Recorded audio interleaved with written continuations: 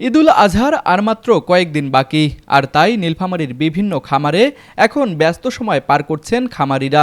কোরবানির পশুর পরিচর্যা, খাবার আর শেষ মুহূর্তের প্রস্তুতিতে চলছে দিনরাত কাজ।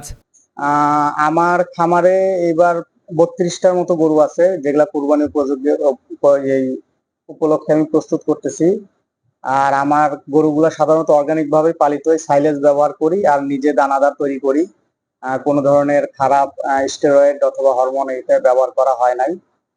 তো আমি ম্যাক্সিমাম গরু স্থানীয়ভাবে কম সেল করি। আমি গরু ঢাকাতে নিয়েই সেল করি। ঈদের আগে আমি হয়তোবা হাটে ঢাকাতে নিয়ে সেল করি, অথবা ঢাকার খামারিদের কাছে আমার এখান থেকে সেল করার চেষ্টা করি। প্রাণী সম্পদ বিভাগের তথ্য অনুযায়ী জেলায় এবার কোরবানির জন্য প্রস্তুত রয়েছে প্রায় 2,83,000 গবাদি পশু, যা স্থানীয় চাহিদার তুলনায় প্রায় 50,000 বেশি। ঈদের জন্য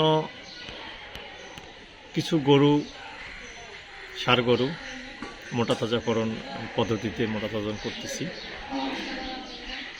কারণ হলো যে আমরা স্থানীয়ভাবে গ্রামীণ পর্যায়ে এটা করছি। এলাকার মানুষ এখান থেকে কিছু উপকৃত হবে, কিছু মানুষের কর্মসংস্থানের সৃষ্টি হবে। অনেকেই অনেক টাকা পয়সা নিয়ে শহরেই পাড়ি দেয়, আমরা কিন্তু গ্রামেই চেষ্টা করতেছি, গ্রামে কিছু একটা করব। রংপুর শহরে নিরিবিলি ও মনোরম পরিবেশে অবস্থিত রংপুর গ্রুপের প্রিমিয়াম আবাসন প্রকল্প আনান সিটিতে নগদ মূল্য ও সহজ কিস্তিতে প্লট এবং কন্ডোমিনিয়াম অ্যাপার্টমেন্ট বিক্রয় চলছে।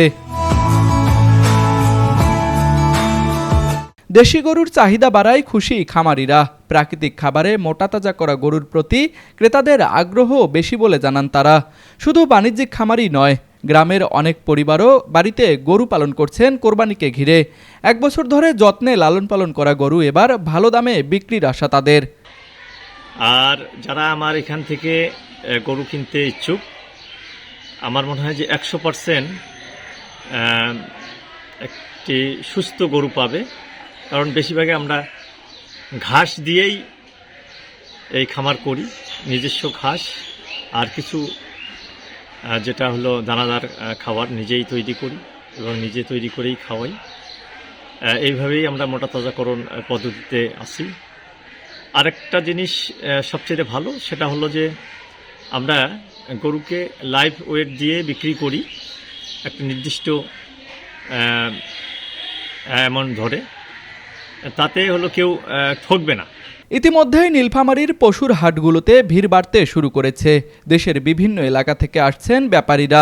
তবে পশুখাদ্যের বাড়তি দাম কিছুটা দুশ্চিন্তায় ফেলেছে খামারিদের। তো আশা করি যে এর মাধ্যমে আমি একটা আরো বড় পরিসরে সাইলেজ উৎপাদন এবং গরুর খামার করার চিন্তা ভাবনা আছে, এবং আরো জানি কর্মসংস্থান করতে পারি সেই আশা চিন্তা ভাবনায় আমার আছে। প্রাণী সম্পদ বিভাগ বলছে, কোরবানির পশু যেন সুস্থ ও নিরাপদ থাকে সেজন্য নিয়মিত তদারকি করা হচ্ছে। হাটগুলোতে থাকছে চিকিৎসা ও স্বাস্থ্য সেবার ব্যবস্থাও। কোরবানি উপলক্ষে যে সমস্ত পশু জবাই করা হবে সেই বিষয়ে আমরা মোটামুটি কার্যক্রম চালিয়ে যাচ্ছি, এবং মানুষ যেন বৈজ্ঞানিক পদ্ধতিতে স্বাস্থ্যসম্মত উপায়ে নিরাপদ মাংস উৎপাদন করতে সমর্থ হয় সেই বিষয়গুলো আমরা পরামর্শ এবং বিভিন্ন রকম কার্যক্রম পরিচালনা করতেছি। দেশি পশুর উৎপাদন বৃদ্ধি পাওয়ায় এবার কোরবানির বাজারে স্বস্তির আশা করছেন খামারি ও ক্রেতা দুপক্ষই।